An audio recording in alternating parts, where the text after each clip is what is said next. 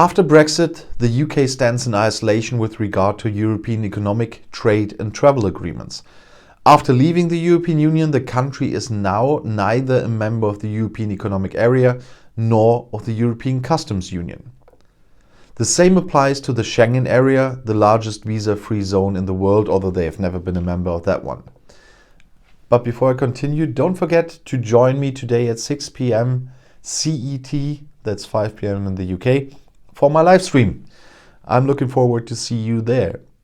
But let's get back to where the UK is not a member anymore. This is shown by the statista graphic based on their own research. The consequences are already being felt for the country. Among other things, there are considerable disruptions in the transport of goods from EU member states to Great Britain and vice versa. Many British companies have to reposition themselves or give up business across the English Channel entirely. The many small losses add up to economic damage that, according to the Bank of England, could cost the country 4 percentage points of growth in the long term. A report published by the British Foreign Policy Group, that's an independent think tank, found that the majority of people in the UK are unhappy with the course of Brexit. The research found that respondents are divided about the future political and economic direction of the country. 27% want a closer relationship with Europe in order to rejoin the European Union later. 22% would like a closer relationship but want to stay outside the EU, and 12% say that the country should strive for even greater independence from Europe.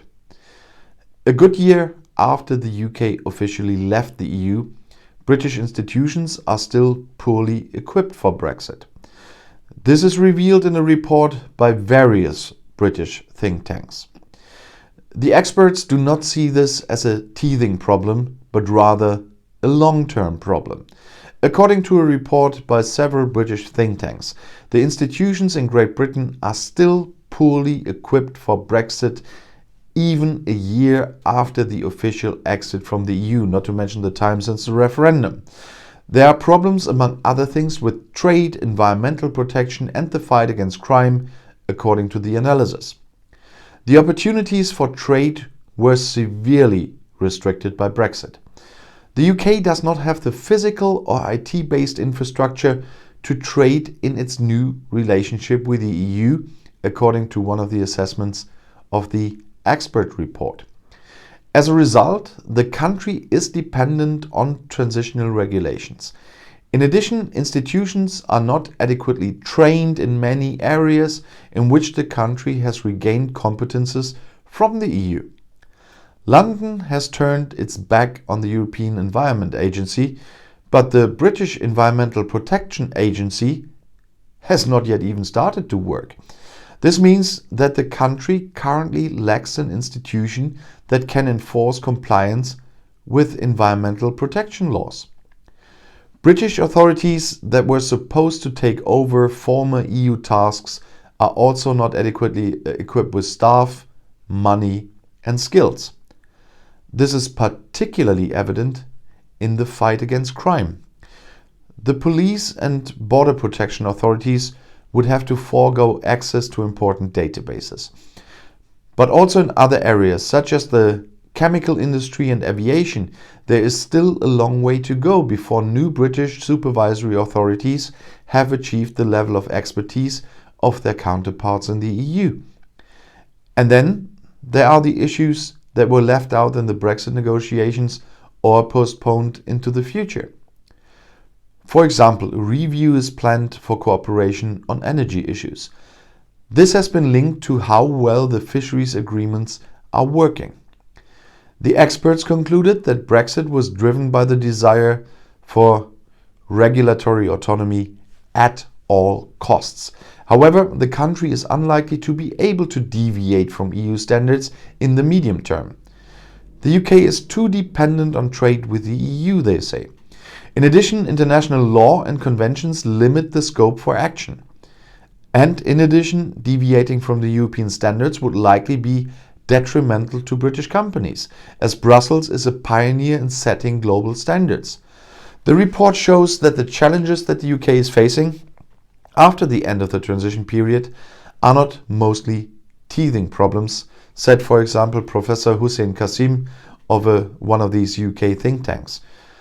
The UK does not have the physical or IT-based infrastructure to trade in its new relationship with the EU and is reliant on transitional arrangements, said one of the experts at a London think tank. In many areas in which the country has regained competences from the EU, the institutions are also not sufficiently trained, as I said. For example, London has turned its back on the European Environment Management Agency, as I said. Why haven't they put up their own agency yet? And this is one example I repeated because it's really weird. The country currently has no institution to deal with all these things. And there's more. There's the thing with equivalence many are talking about in the comments as well under a lot of trade videos. There is one part in services where there is equivalence at the moment because there was an extension for 18 months. That is the clearing business.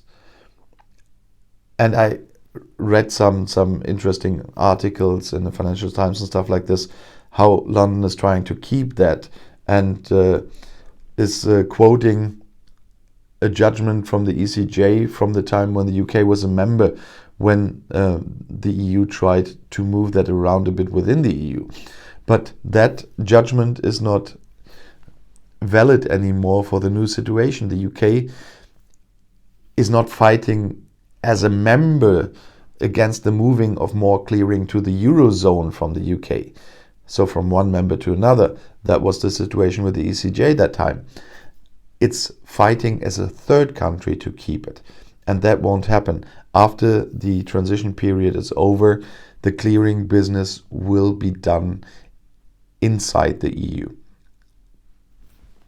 Maybe Frankfurt, Paris, Dublin, Amsterdam, who knows?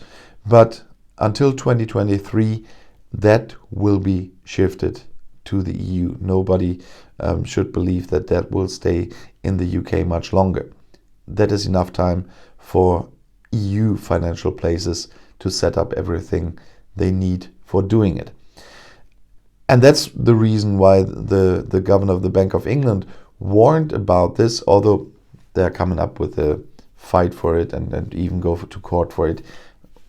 I commented on that. But he sees the danger as well, and that will cost a lot of income from services in 2023. And so many people are always asking, why are you still talking about Brexit? That's why I'm still talking about Brexit as well, because we will deal with the consequences for years.